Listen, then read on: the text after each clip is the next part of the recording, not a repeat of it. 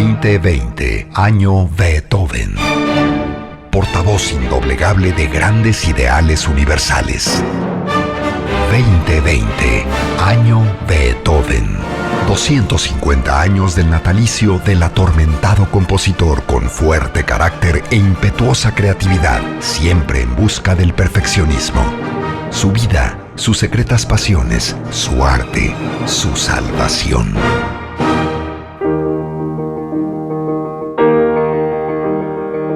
Ludwig van Beethoven es una figura muy conocida, no solo en el contexto de la música, sino en la cultura occidental. Y de hecho, antes de la película Amadeus, que se centra en Mozart, cuando el oyente culto medio de música clásica pensaba en el autor emblemático de la música clásica, pensaba en un motivo de la música clásica como este. Pensaba en Beethoven y su música, pero después de Amadeus, la película, el conocimiento del público general se giró un poco hacia Mozart. Así pues, estas dos figuras, Mozart y Beethoven, están en el centro de la música clásica occidental cronológica y culturalmente. Así que vamos a compararlos y aquí te tenemos un pequeño quiz. ¿Qué compositor fue un niño prodigio en el teclado? Los dos, tanto Mozart como Beethoven. ¿Qué compositor tenía un padre dedicado a la música que también era un músico profesional? Otra vez ambos. Leopold Mozart era violinista y Johann van Beethoven era tenor en el coro de la corte de Bonn. ¿Qué compositor tuvo un padre abusivo que lo encerraba en el sótano si no practicaba?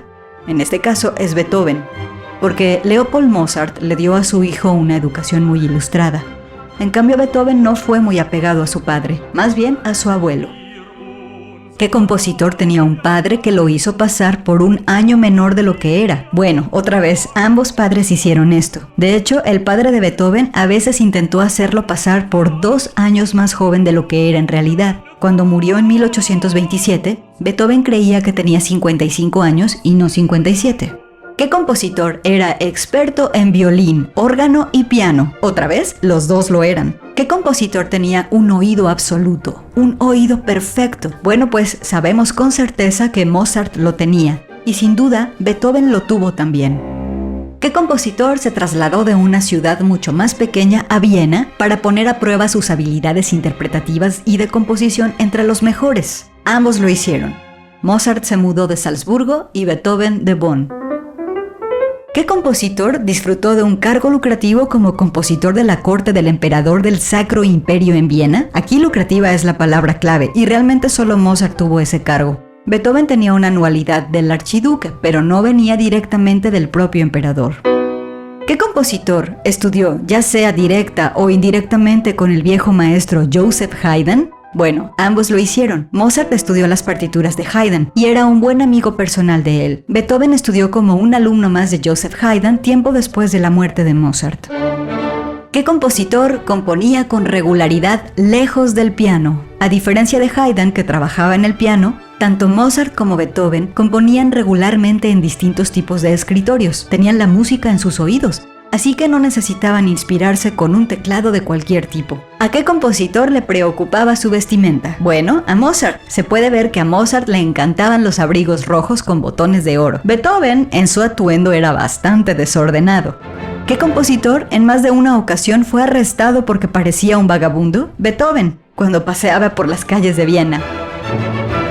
¿Qué compositor fue un prodigio como compositor? Pues en realidad solo Mozart. Beethoven no escribió nada realmente importante sino hasta los 20 y tantos años. Mozart, en cambio, una década antes. Sin embargo, el hecho de que Beethoven compusiera estando completamente sordo demuestra el tamaño de su talento.